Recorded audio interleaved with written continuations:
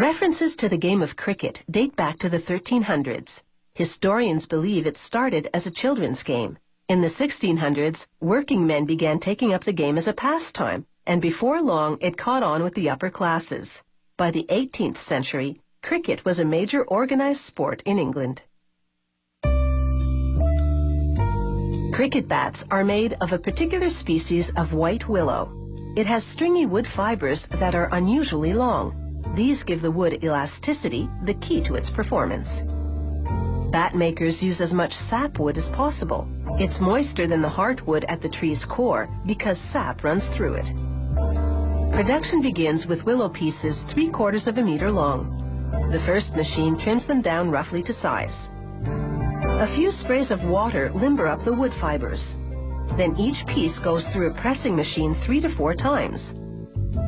A curved roller applies up to 3 tons of pressure, rounding the bat's face and compressing the wood by up to a centimeter.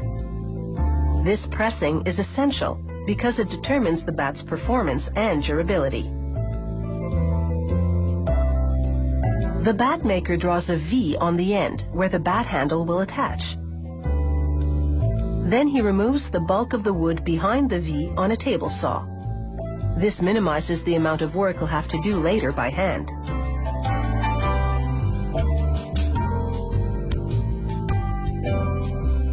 Now he cuts out the V. This creates a joint in which to insert the handle. The handle is made of cane, dried vine stems, glued together in sections and coated with rubber. The end the player grips has been shaped on a lathe. The other end will attach to the blade. The bat maker cuts the block-shaped tip into a wedge that'll fit into the V-cut, then glues the 2 pieces together.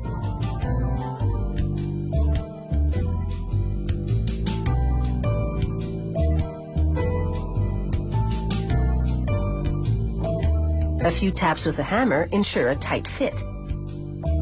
He spreads the glue that oozes out all over the joint to seal it. Now he shapes the profile, using a classic woodworking tool called a draw knife. This takes only a few minutes, but requires years of experience and an expert eye. Then he completes the shaping with another pressing to curve the bottom third of the bat. International cricket rules regulate the length and width of bats, but there's no restriction on curve. Getting this right is tricky though. Too much curve and he'll harden the blade, losing performance. The bat maker finishes off the shape using specialized craft tools.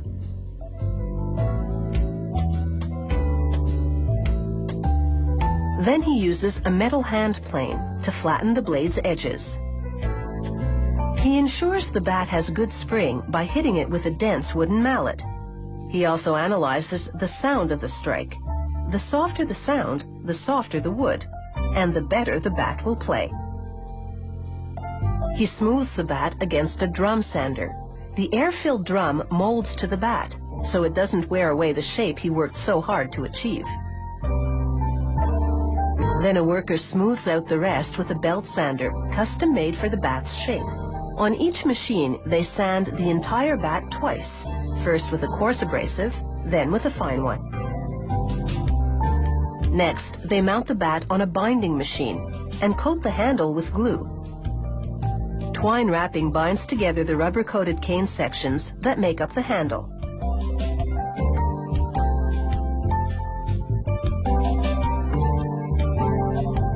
They apply extra glue to prevent the twine from unraveling. Next, they polish the blade against a cotton wheel.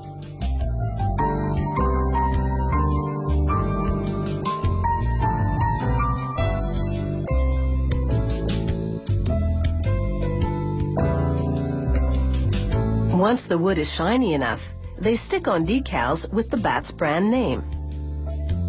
Then slip on a rubber grip over the binding to prevent the player's hands from slipping. The bat's 2 main materials complement each other when striking the ball.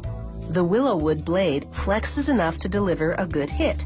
The cane handle absorbs that energy, protecting the player's hands.